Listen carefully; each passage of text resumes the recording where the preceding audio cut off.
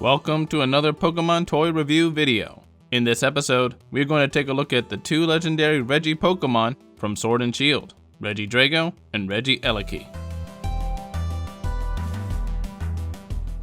The Tomy Monster Collection Regi figures are an underrated bunch, and the latest additions are no exception.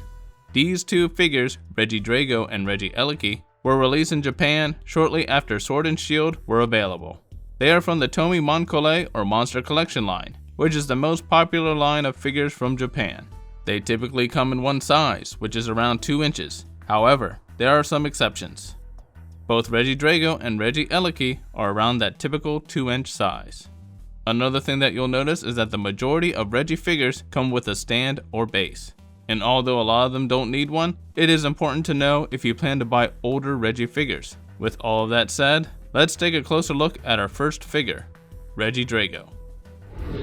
As with most newer Moncole figures, the paint has a matte finish.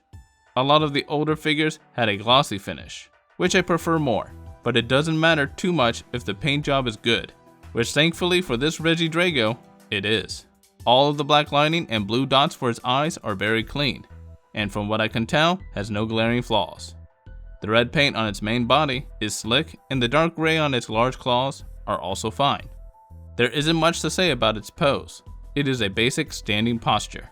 Nothing interesting about it, but this is the standard for most Monster Collection figures. Now with Regidrago covered, let's move to our next figure, Regieleki. Of the two new Regi figures, Regieleki is definitely cooler looking. The overall design of this Pokemon is more interesting than its counterpart. As for the figure, Tomy did a good job of replicating the qualities of this Pokemon. You will also notice the different shades in color on its arms. Another fine detail that imitates the original design perfectly. The base is a necessary feature if you plan to display this figure. I like how it is the same color as the rest of the figure's body, which will help if you ever get the base mixed up with other Tomy figure bases. However, I believe it might have been even better if the color on the base matches the dark blue on Regieleki's shoulders and waist. Either way, the base is important and is a feature I'm happy with. Overall, both figures are excellent and showcase the high quality you get from your average Tomy figure. There's no reason to skip these two if you're a Tomy Monster Collection collector. So if you don't have them yet, then what are you waiting for? I suggest getting them as soon as you can because the value will only go up as they become harder to find. That's all we have for this episode. We hope you enjoyed it. There will be more coming soon, so please stay tuned. We thank you for watching and hope to see you in our next video.